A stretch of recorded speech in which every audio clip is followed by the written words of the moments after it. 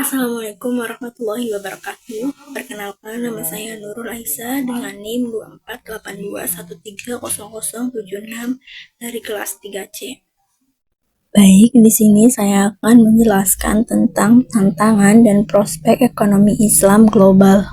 Baik, rumusan masalah yang akan dibahas yaitu yang pertama, apa saja tantangan ekonomi Islam global, yang kedua, apa saja prospek ekonomi Islam di tingkat global, yang ketiga itu bagaimana upaya pengembangan dan penguatan ekonomi Islam global.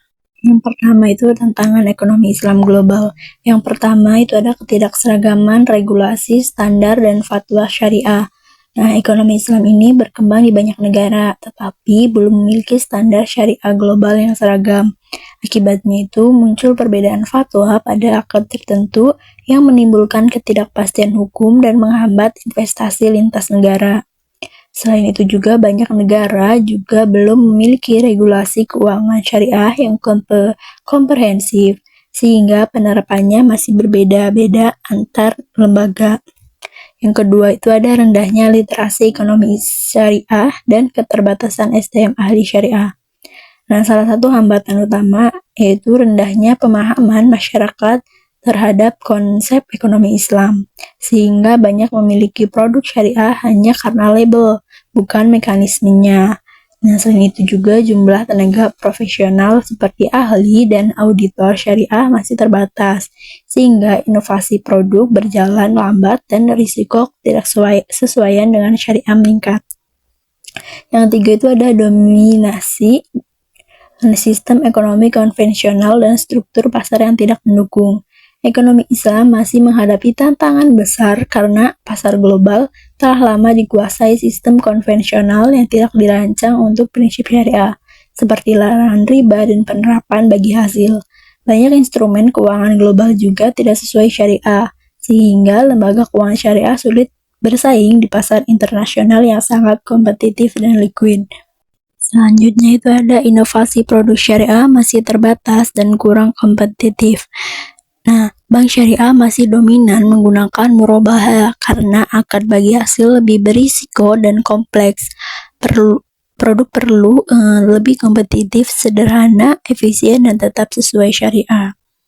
Yang selanjutnya itu ada pemanfaatan zakat, infak, sedekah, dan wakaf atau zizwaf belum optimal.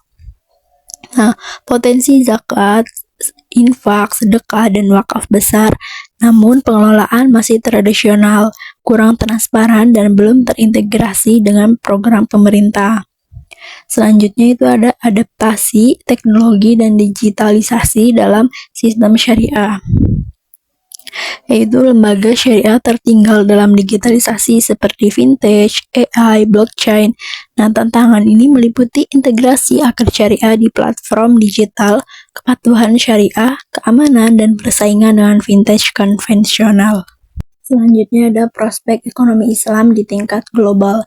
Yang pertama ada pertumbuhan industri keuangan syariah, yaitu berkembang pesat secara global termasuk di negara non-muslim.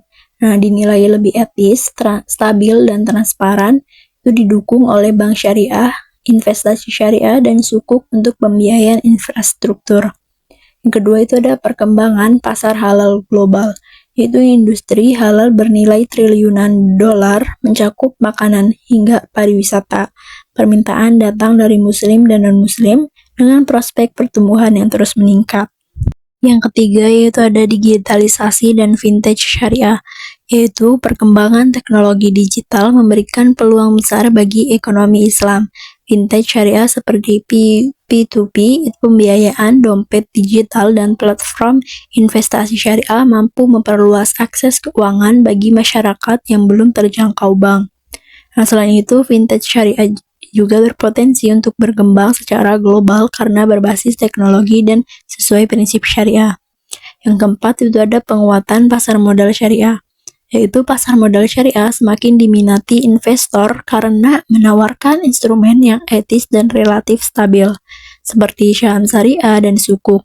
Instrumen ini dinilai lebih tahan terhadap gejolak ekonomi global. Nah, dengan dukungan regulasi dan inovasi produk, pasar modal syariah memiliki prospek pertumbuhan yang kuat.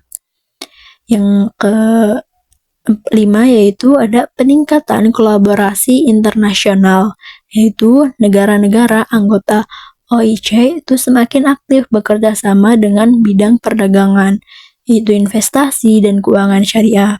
Kerjasama ini memperluas pasar ekonomi Islam dan memperkuat perannya dalam perekonomian global. Nah, yang terakhir ini ada ekonomi Islam sebagai alternatif sistem ekonomi global, yaitu krisis ekonomi global mendorong pencarian sistem ekonomi yang lebih adil dan berkelanjutan.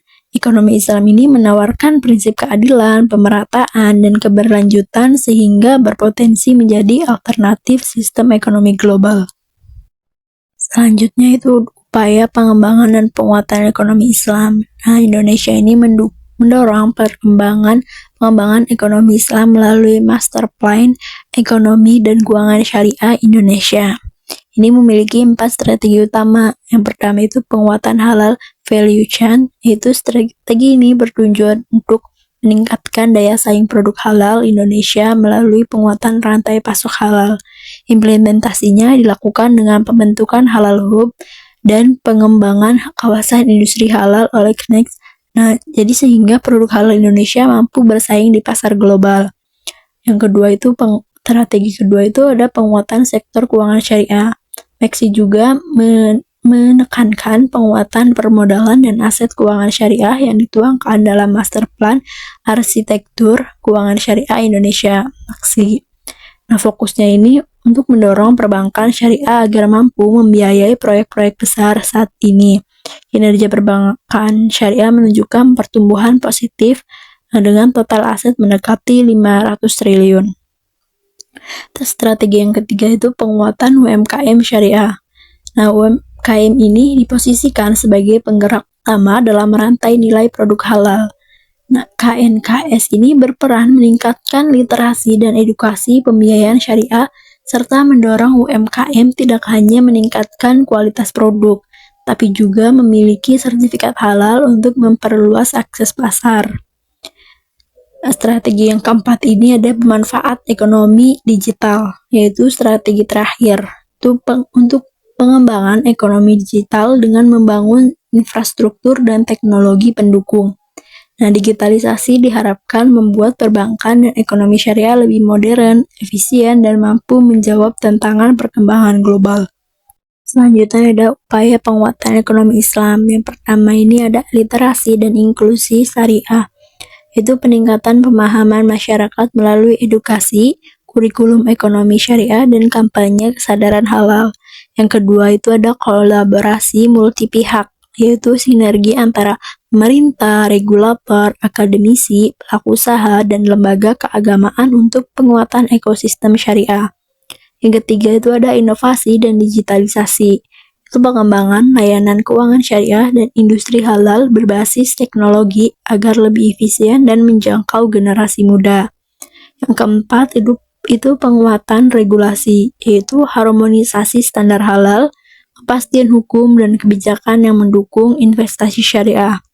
Yang terakhir ada SDM, dan pendidikan halal, yaitu integrasi pendidikan dengan industri halal untuk mencetak SDM yang kompeten dan siap bersaing. Baik, kesimpulan yang tadi setelah selesai dijelaskan yaitu ekonomi Islam memiliki potensi besar untuk perkembangan sebagai sistem ekonomi alternatif yang lebih berkeadilan dan berkelanjutan. Nah, tantangan yang dihadapi meliputi ketidakseragaman melalui regulasi syariah, rendahnya literasi dan kualitas SDM, dominasi sistem ekonomi konvensional, kurangnya inovasi produk syariah, belum optimalnya pengelolaan jiswaf, serta lambatnya adaptasi digital di sektor syariah.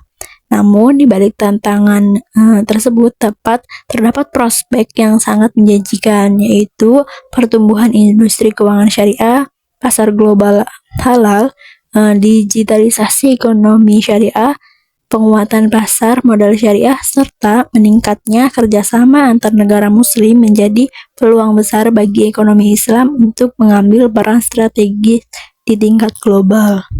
Sekian penjelasan dari saya, kurang-kurangnya mohon maaf. Wassalamualaikum warahmatullahi wabarakatuh.